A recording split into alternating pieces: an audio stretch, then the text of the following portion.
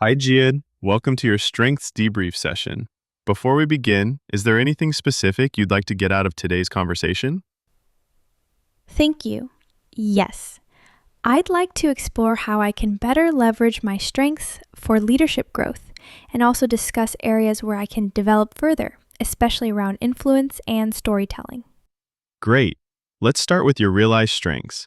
Looking at your profile, I see you have strong strengths such as time optimizer, personal responsibility, self-awareness, and explainer. Which of these do you feel you're using the most in your current role? I would say time optimizer and personal responsibility stand out. I actually focus on planning, organizing, and making sure projects run efficiently. I also take ownership and accountability seriously, which helps ensure things get done. And when you use these strengths, how does it make you feel? I feel quite energized when I'm managing time well and delivering results. But sometimes I notice that while I'm good at execution and responsibility, I may struggle to connect emotionally or persuade others to follow a bigger vision. That's a great insight. Let's look at your unrealized strengths: bounce back, incubator, and optimism. Do you see any opportunities where you could use these more intentionally? Yes, for bounce back, I tend to be quite self critical after setbacks, but I think developing greater resilience and allowing myself to recover faster would help me lead better, especially during organizational changes. With incubator, I often don't give myself enough space to think creatively, but when I do, I can generate useful ideas. And optimism could help me frame challenges more positively when influencing others. Excellent.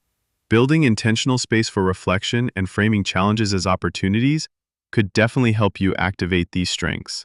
Now, let's talk about your identified weakness. Narrator, tell me a bit more about how this shows up for you. I'm usually comfortable explaining detailed processes or concepts. That's where my explainer strength comes in.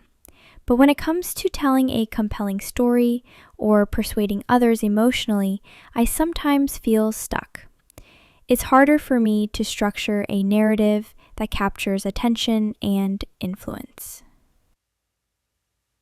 That's very common for those with strong explainer but low narrator. Have you explored any storytelling frameworks or techniques so far?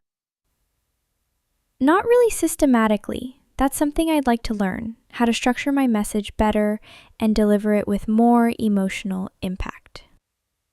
We can certainly explore storytelling models you could practice. A simple one could be situation, challenge, action, result, learning. Practicing with small stories in your daily work could help build confidence over time. Based on your strengths profile, I see strong alignment with adaptive leadership and situational leadership.